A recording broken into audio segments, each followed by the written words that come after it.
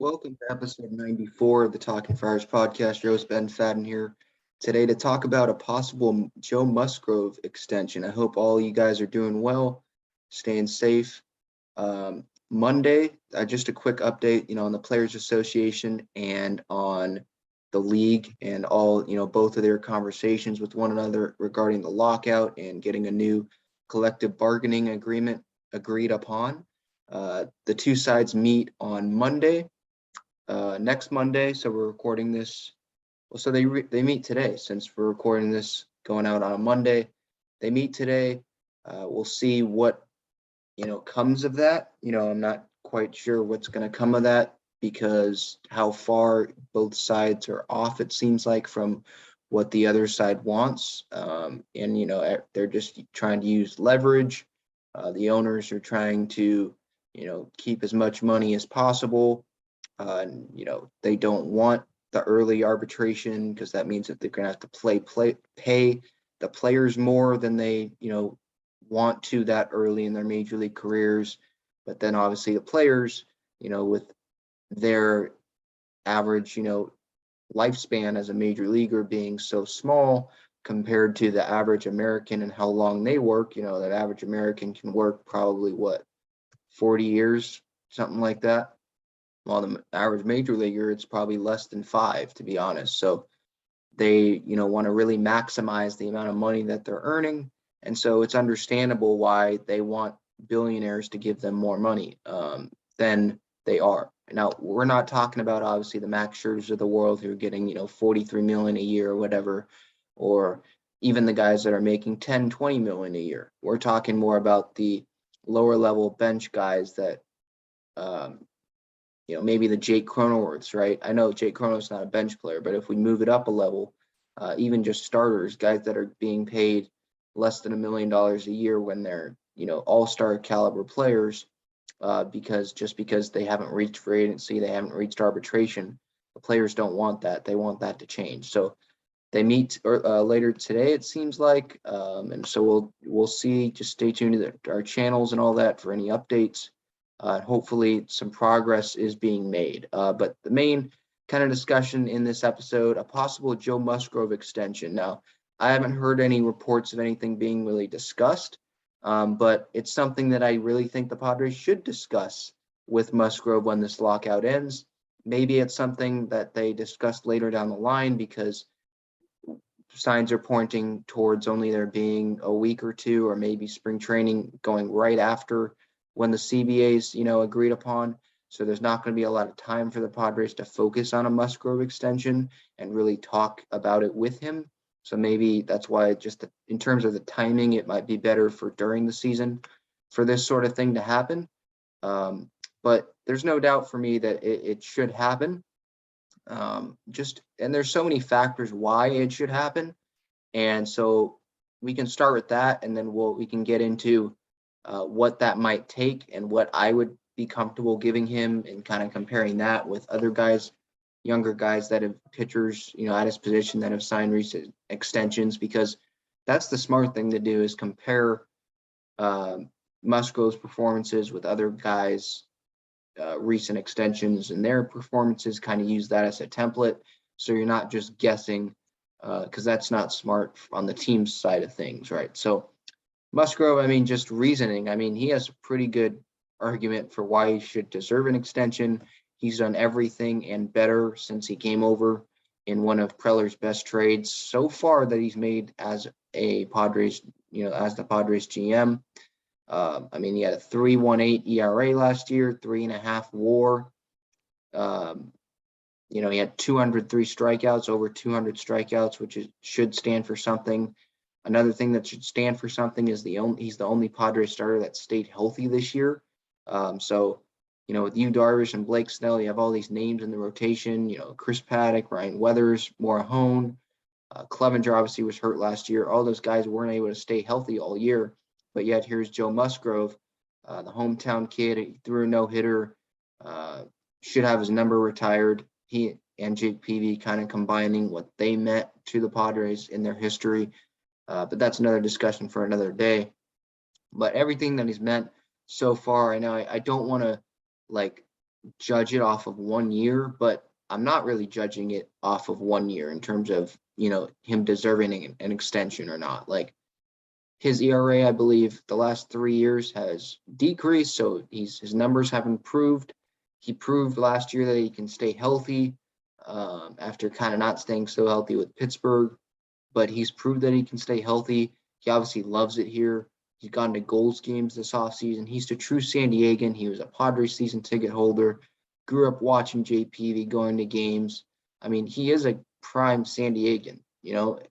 I know this isn't baseball, but we can compare it to basketball where Donovan Mitchell, right, his dad works for the New York Mets. Donovan Mitchell, if you don't follow basketball, plays for the Utah Jazz.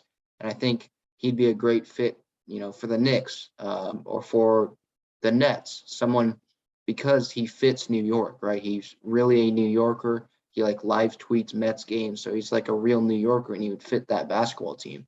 Flipping it back to baseball, Joe Musgrove's that for San Diego. I mean, he's a true San Diegan, goes to San Diego restaurants. I think he has a deal with one of the San Diegan, beer companies after he threw the no-hitter that he gets free beer for life or whatever. So he's invested in the community. His parents have that coffee shop in Alpine. So he's invested, he fits here, he wants to be here. And so those reasons, I mean, his numbers are improving. It's not like he's a 35-year-old, he's a 29-year-old. So he's in the middle of his prime, and we'll get to the contract structure if I was AJ Preller, what that would look like. But in terms of his reasoning and if he deserves to be locked up for an extension, he does deserve it more than any other Padre right now because the Tatis deal is already done. And Grisham, that's another kind of candidate, but after a down year, I'm not sure he and his agent would want to get into that because he'd probably be signing for a lower deal than he could get coming off a couple good years. And for the Padres, I don't know if that's the smartest thing because you don't know if CJ Abrams is going to end up playing center field over Grisham, and then maybe his value decreases when he moves to a corner. So you just don't want to give him, I think he still has 4 years left on his contract, 3 years, 4 years. So they have time. Where Musgrove, he's a free agent after this season, 2022. So they can't let him get to free agency, in my opinion. We can get, into now what the possible contract would look like.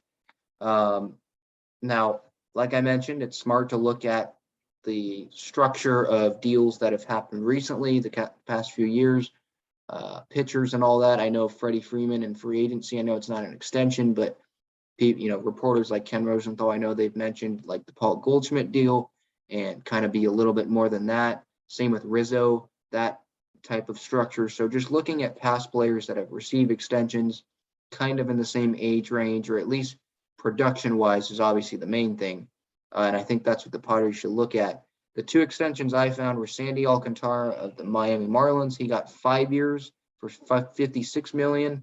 Both of these deals are the last couple of years, I believe. And Antonio Senzatella from the Rockies, he got 5 years, $50.5 million, I think just above that. He's with the Rockies, obviously, like I just said. Sandy Alcantara, his numbers are similar recently to Musgrove. He had a 3.19 earned run average last year. Alcantara did. Musgrove had a 3.38. So those numbers are really similar.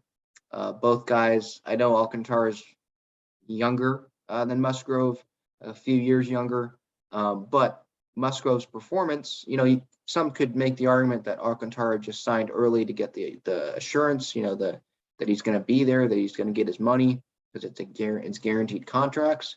But with Musgrove, I think I'd be willing to give him more. And I know that he's older than Alcantara, and Senzatella, but I think that I'd be willing to give him more because I think that he's in the middle of his prime where you can make the argument where Alcantara, Senzatella, they're just coming into it. So I think, with Musgrove being in his prime, like I mentioned, his numbers are getting better every year. He stayed healthy last year in a full season. It's not like it was a 2-month year, right? So he stayed healthy. But if I were Seidler, I'm viewing this from Peter Seidler and AJ Preller's viewpoint, and especially Seidler because he's the one giving out the money, obviously. I'd want to ensure that Musgrove is not going to hit the free agent market. There's no way that I'm going to let this guy reach free agency, because there might be some teams that might view him in a high upside sort of thing, and they overpay for him, and he turns into, a Kevin Gausman type. Musgrove could make the argument that he's almost already that.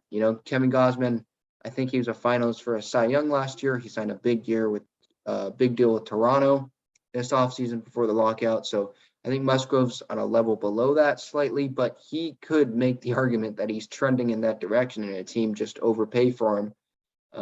I would not want to see that happen if I were Peter Seidler. Just based on his performance, you can kind of count on him, at least track record recently, that he's going to stay healthy. So in terms of the contract and what I would do, I'd be comfortable giving him 5 or 6 years at $70 million. 5 years, $70 million. I believe that's $14 million a year. So the average annual value, $14 million. And at 5 years, $70 million, that would make, according to Fangraphs, that would make Musgrove actually underpaid, believe it or not. Musgrove, in terms of his value, Fangraphs converts WAR to the value that they're worth each year. And Musgrove last year was worth $15.2 million. And let's see, last year in 2021, so 15.2 million was how much he was worth. 2021 last year, he actually made over $10 million less than what he was actually worth. So he's been underpaid in terms of the length that he's been a Padre. I know it's just 1 year, but he is underpaid right now. So I'd kind of be willing to pay more just to get him his money. And I know that teams don't think that way, but in terms of a fan, in terms of me just sitting here talking about the Padres, talking about Musgrove, I mean, if there's a guy you're willing to overpay for, I mean, it's Musgrove, and in terms of his connection with the city and all that. So I'd be willing to give him $14 million a year like that. Maybe you go a little more, or if he wants to just pitch in San Diego for another year, you can go 6 years, $72 million or whatever, or 6 years, still $70 million if he's okay with that, and he just wants to pitch in San Diego and get another year there. A 5-year deal would take him, what would it take him to? Age 34, 35-ish. So it takes you all the way through his prime. So I think that's a very good year length, at least for the Padres. They might not agree with me in terms of the money that they want to give him. But I think 5-6 years is a safer bet in terms of keeping him healthy. You get him in, throughout his prime years. And the money, I think another factor to look at is the money that the Padres have right now on their books, on their payroll, won't be there when Musgrove is making this money. If they go through this contract, like I'm mentioning, if they go this structure 5 years, the Padres will have room to add Musgrove's contract to the books in 2023, 2024, 2025, all that, because Will Myers probably isn't going to be here, right? His, 20 million-ish, 17 million, whatever it is, he will be gone probably after this year, unless they want a cheaper deal. And even then it's a cheaper deal, so you're not paying as much. Hosmer hopefully will be gone. I know they will have to pay off some of that contract, but some of that will be gone, so that'll help. So I know the Tatis contract will be kicking in, I believe this year, right? But it's only like 20 million a year, somewhere in that range. So it's not 35 million a year or 40 million a year, which is probably what Fangraphs said he was worth last year. I don't have it in front of me, but that's probably what it was. So he's still being underpaid. So, and he just wanted the guaranteed years and to stay in San Diego. Like, hopefully, I hope Musgrove will as well. Obviously not 14 years, but because of age and all that, and pitchers you don't give that long of a deal to, with just at the Yankees with Garrett Cole right now. That's not working out great. But in terms of Musgrove, I think paying him 5 years, $70 million, I think that's fair. It's not Max Scherzer, $40 million a year money, because I don't think that he's on that level, and I think he'd agree with that. But I think this could be a bargain if he does get to another level, if he keeps staying healthy. He keeps having an ERA under 4. This contract structure will be worth it. So that's what I would do. I think that, like I mentioned, the payroll won't be in a terrible spot with money should be coming off the books in years to come. So if you agree with the contract structure, let me know on our social medias at Talking Friars on Twitter, Instagram, Gaslamp Ball in the comments section. On our YouTube, I try to get back to everyone on the YouTube comments. That's the episode pretty much today. Just projecting what a Joe Musgrove extension could look like.